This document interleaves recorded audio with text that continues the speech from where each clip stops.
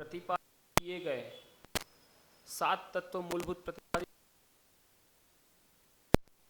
जीव, अजीव, आश्रव, बंध, संवर, निर्जरा,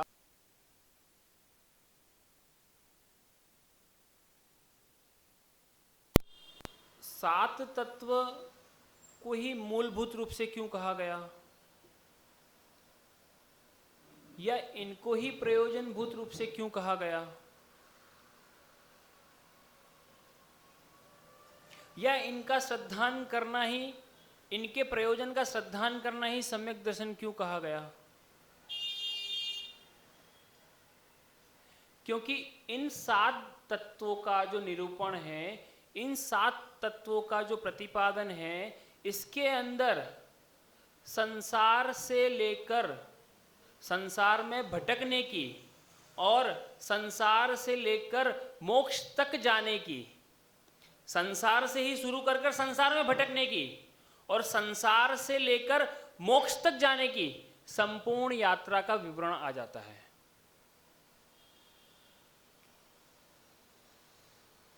दो बार संसार से लेकर शब्द का इस्तेमाल किया क्योंकि इनका श्रद्धान नहीं किया, इनको व्यवस्थित रूप से नहीं माना, अपने जीवन में नहीं उतारा, तो संसार से लेकर तो चलेगी लेकिन संसार में ही उतार देगी।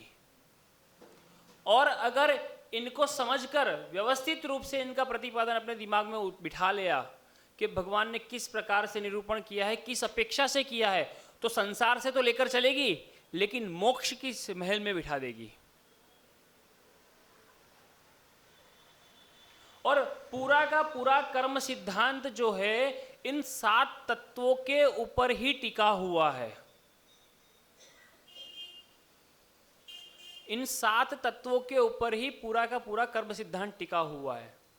आप कहीं से भी किसी भी प्रकार की स्थितियां ले आओ, कुछ भी ले आओ, इसके ऊपर ही सारे का सारा जैन दर्शन कर्म सिद्धांत टिका हुआ है।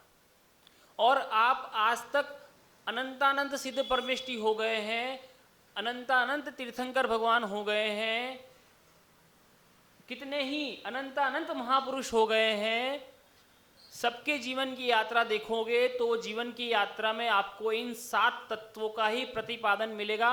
इन 7 तत्वों से ही उन्होंने मोक्ष की यात्रा की, यह आपको जानने मिलेगा।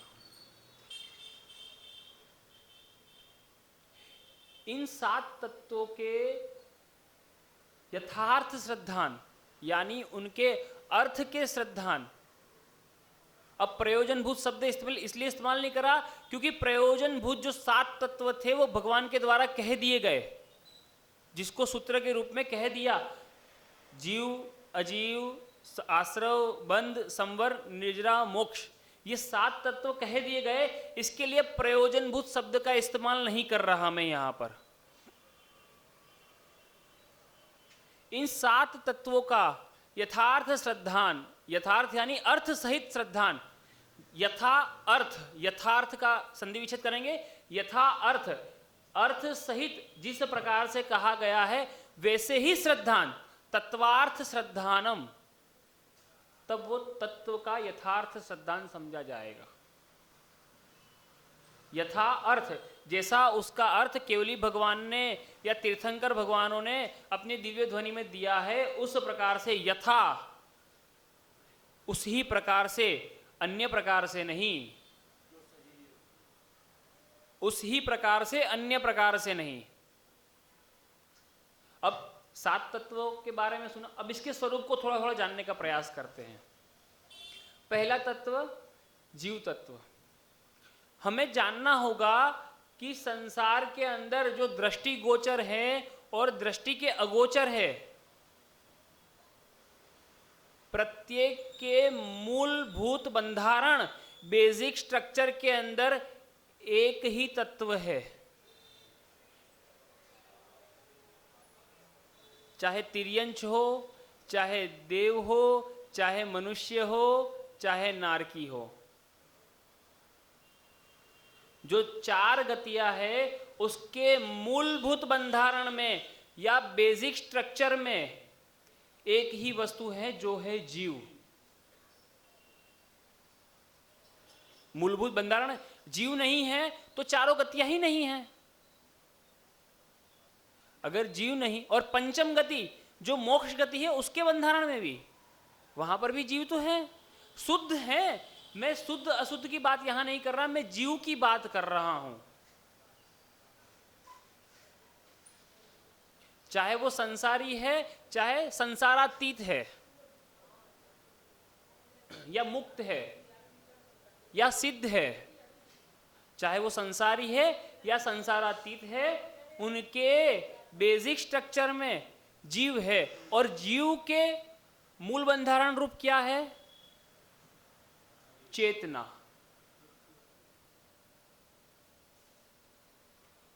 और चेतना किसको कहते हैं?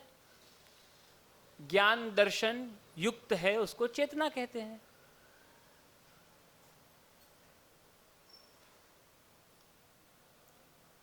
ज्ञान दर्शन युक्त है इसलिए चेतना है ना।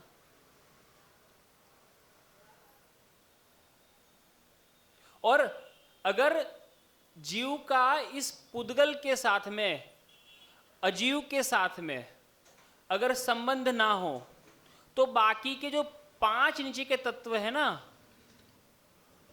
उसकी आवश्यकता ही ना पड़े। अगर संबंध ना हो तो, क्योंकि सिद्धों को तो पुद्गल से या अजीव से तात्पर्य ही नहीं है, क्योंकि अब उनका इनके साथ में संबंध होने वाला ही नहीं है। क्योंकि उन्होंने अपने स्वभाव की प्राप्ति कर ली है, तो अब विभाव रूप परिणत होंगे नहीं। विभाव रूप परिणत होंगे नहीं तो पुद्गल जो वर्णा है वो उनसे जुड़ेगी नहीं, और जुड़ेगी नहीं तो ना आश्रव होगा, ना बंध होगा, ना निर्जरा का प्रश्न उठेगा, ना संवर होगा, ना मोक्ष। मोक्ष तो है ही ऑलरेडी उनका। नहीं, पुद्गल उत्पादी नहीं है, दोनों के जो संश्लेष परिणाम है ना वो उत्पादी है। उत्पादी भी है और उत्पाती भी है। उत्पादी यानी उत्पन्न करने वाला भी है, और उत्पाती यानी उपद्रव करने वाला भी है।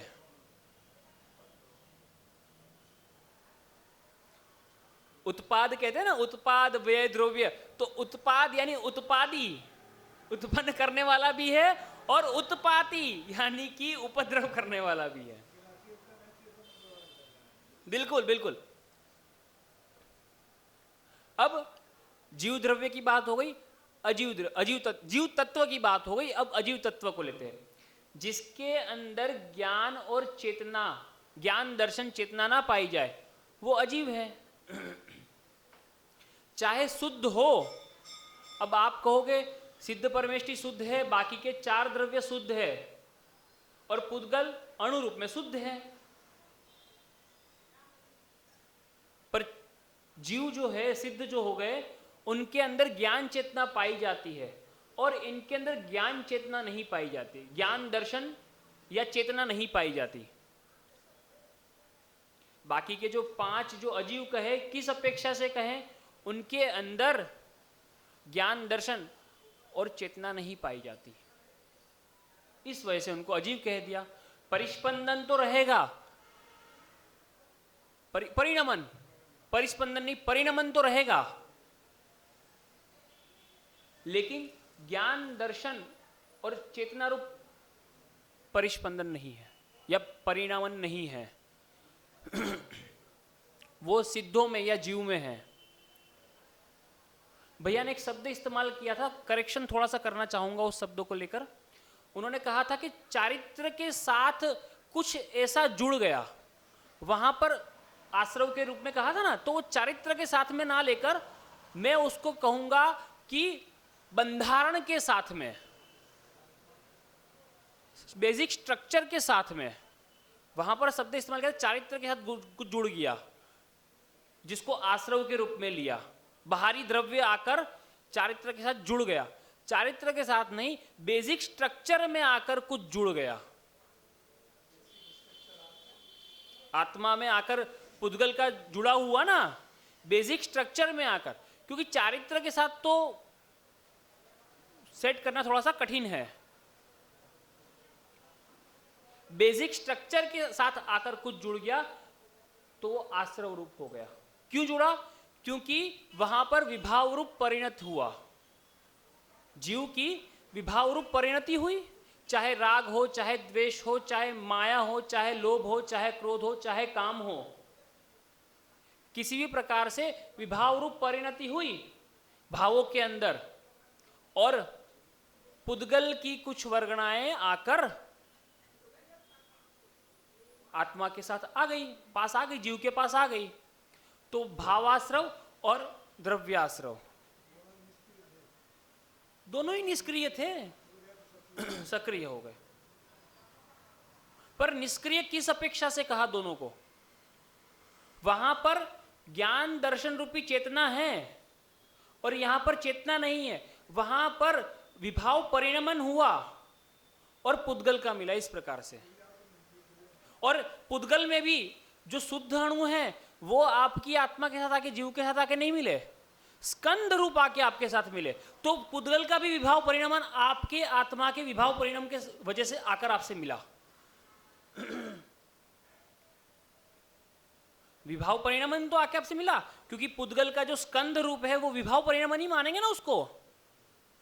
शुद्ध तो स्वभाव है जिसके अंदर अगुरु लघुत्व गुण होता है 6 प्रकार का, और अगुरु लघुत्व गुण विभाव का कारण नहीं है, जो शुद्ध परिणमन है हमारे अंदर भी होता है, पर वो अशुद्ध अशुद्ध अशुद्ध है इस वजह से, पर उनके अंदर सिद्ध अवस्था में शुद्ध है, शुद्ध है, शुद्ध है, शुद्ध है, परमानेंट शुद्ध चलता रहता है। सठ गुणी हानि वृद्धि जो कहते हैं हम लोग,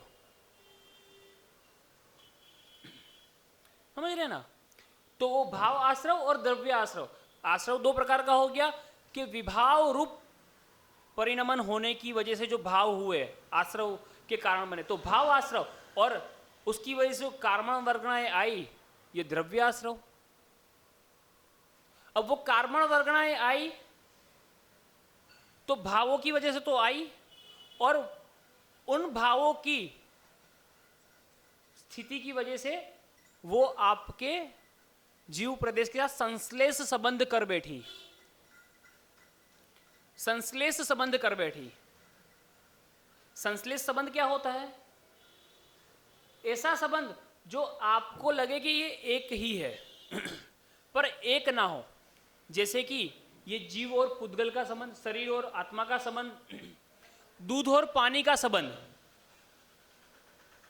जिस संबंध को अलग करने के लिए कुछ प्रक्रिया करनी पड़े वो संश्लेष संबंध है। अब एक संबंध तारतम्य संबंध, अब कितनी ही प्रक्रिया कर लो जो अलग नहीं होगा, जैसे कि गुण और गुणी का संबंध। ज्ञान और दर्शन को क्या जीव से अलग कर सकते हैं? पुद्गल के जो क्या बोलते हैं रस गंध वर्ण आदि जो गुण हैं उसको क्या पुद्गल से हम अलग कर सकते हैं? तो ये गुण और गुणी का संबंध है, इसको कितनी ही प्रक्रिया कर लो ये अलग नहीं होंगे।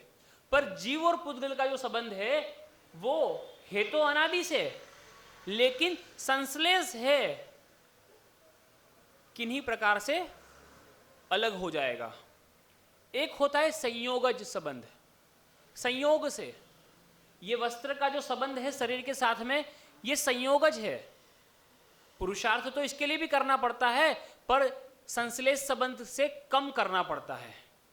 संश्लेष संबंध में पुरुषार्थ की बहुलता अधिक है जो अंतरंग से करना पड़ता है, ठीक है ना?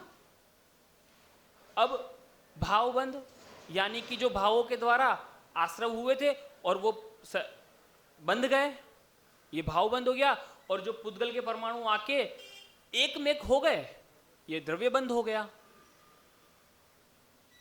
अब आगे निर्जरा, कर्मों का फल देकर एक देश झड़ जाना, केवल एक देश झड़ जाना नहीं, हाँ निर्जरा में कर्म फल देकर जाएंगे। जहां पर अविपाक निर्जरा कही गई है वो अविपाक निर्जरा फल देकर जा रहे हैं, चाहे उसका फल आपके ज्ञान में आए या ना आए।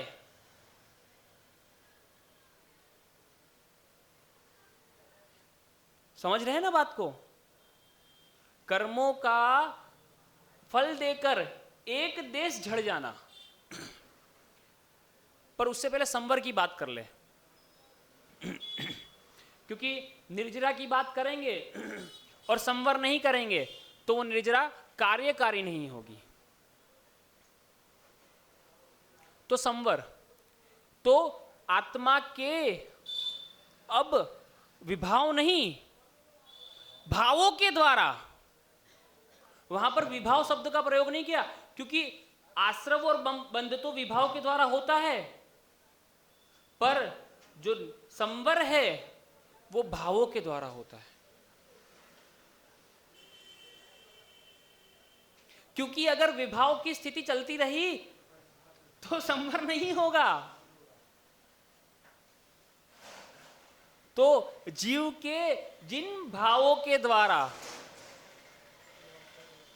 आश्रव यानी कर्मों का आना रुका, वो भाव आश्रव, और जो बाढ़ लग गई, बाढ़ यानी जो फेंसिंग लग गई, दीवार खड़ी हो गई, ये द्रव्य संवर।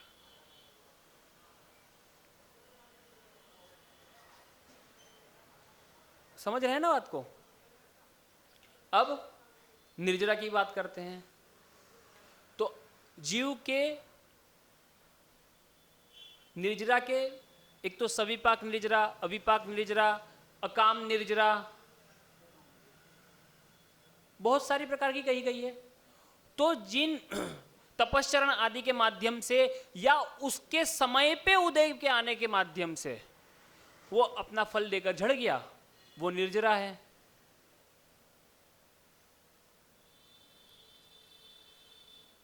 यहां पर भी भाव लगेगा। अगर अविपाक निर्जरा है तो तपश्चरण आदि के माध्यम से करा ना, तो भी मेरे भाव हुए कि निर्जरा हो, पाप कर्मों की निर्जरा हो मेरी।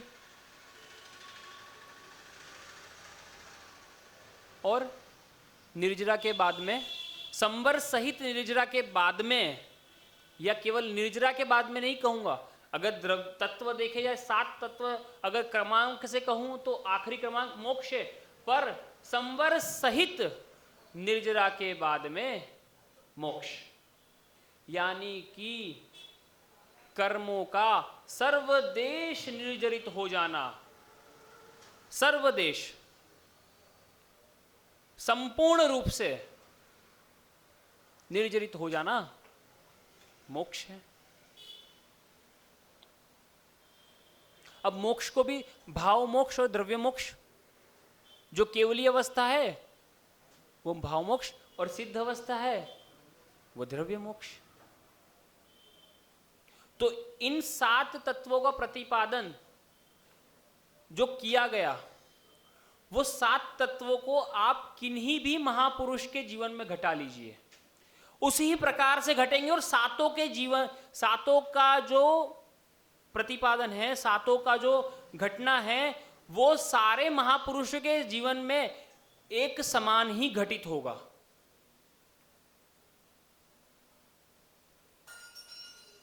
किसी की निर्जरा जल्दी हो गई, किसी की निर्जरा बाद में हुई, किसी का मोक्ष जल्दी हो गया, किसी का बाद में हुआ, किसी का पुण्य आश्रव कम था, किसी का ज्यादा था, किसी के कर्मों का सिंचन ज्यादा था, किसी का कम था, उस अपेक्षा से नहीं, पर प्रक्रिया तो यही रही। हाँ, उसका तो कोई विकल्प ही नहीं है। वो उसमें विकल्प नहीं है। लेकिन अब प्रश्न उठता है कि इस प्रकार से मान लिया, लेकिन कोई तो कहता है संसारी अवस्था में भगवान,